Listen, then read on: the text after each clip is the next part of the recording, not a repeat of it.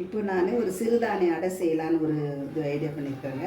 இது வந்து 2 கப்பு மாவு வந்து சிறுதானிய மாவுங்க. இது சிறுதானியம்னா கம்பு, தெனை, வரகு, இந்த கேழ்வரகு மாவு எல்லாம் சேர்ந்தது இது.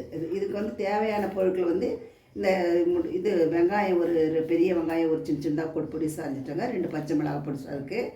கொத்தமல்லி தழை இது அனைத்தும் வந்து இதில் நம்ம போட்டுக்கலாங்க.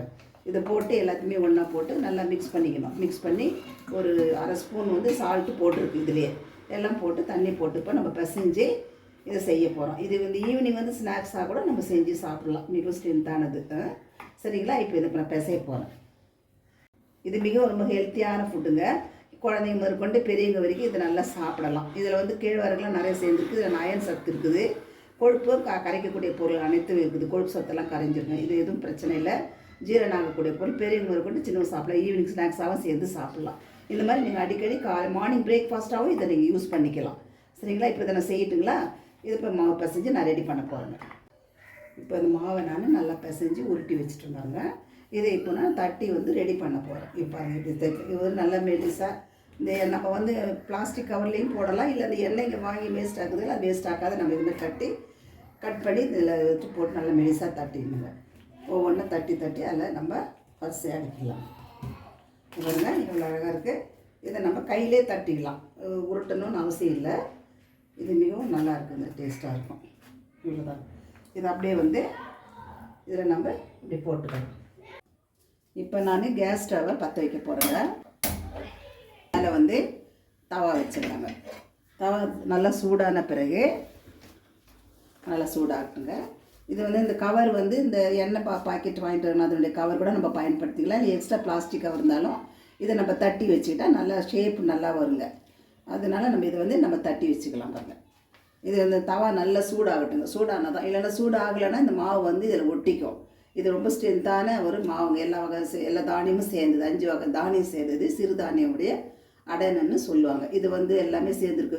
கொத்தமல்லி, வெங்காயம், பச்சை மிளகாய் எல்லாம் போட்டிருக்கோம். ஈவினிங் ஸ்நாக்ஸாக சாப்பிட்லாம். மார்னிங் பிரேக்ஃபாஸ்ட்டாக கூட இதை எடுத்துக்கலாம். இப்போ பாருங்கள், தவா வந்து சூடாயிடுச்சு.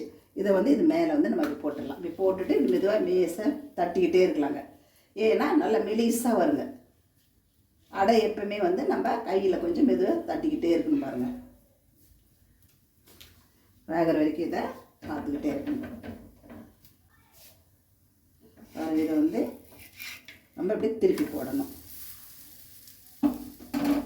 திருப்பி போட்ட பிறகு இது கொஞ்சம் ஒரு நிமிஷம் அந்த ஈரெல்லாம் கொஞ்சம் போன பிறகு இது மேலே நம்ம சுற்றி எண்ணெய் விட்டு பண்ணணும். நல்லா இருக்குங்க. எண்ணெய் சுற்றி தேவையான அளவுக்கு எண்ணெய் விடணும். எண்ணெயை விட்டு செய்யலாம், நெய் விட்டு செய்யலாம். டேஸ்ட்டாக இருக்குங்க.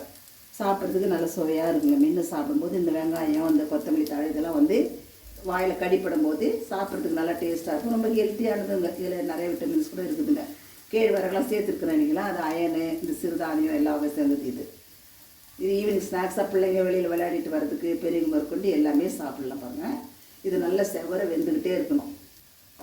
திருப்பி மெதுவாக அப்படியே தள்ளி விட்டுக்கிட்டே இருக்கணும். அப்படி சுற்றி விட்டு அனல் படுற மாதிரி இதை வேக வச்சுக்கிட்டே இருக்கணும் பாருங்கள்.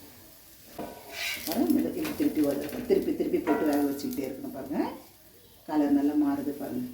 அதனால் இந்த மாவு வந்து நல்லா வாங்கிட்டு வந்து 5 வகை தானியத்தை வாங்கிட்டு வந்து நல்லா சுத்தம் பண்ணி வச்சிங்கன்னா எப்போ நமக்கு தேவையாக இருக்குதோ, குழந்தைங்களுக்கு அதை சாப்பிடணும் போன இருக்குதோ ஈவினிங் ஸ்நாக்ஸாக போடலாம். இதில் வந்து பல வகை ஸ்வீட்டு சேர்த்து செய்யலாம்.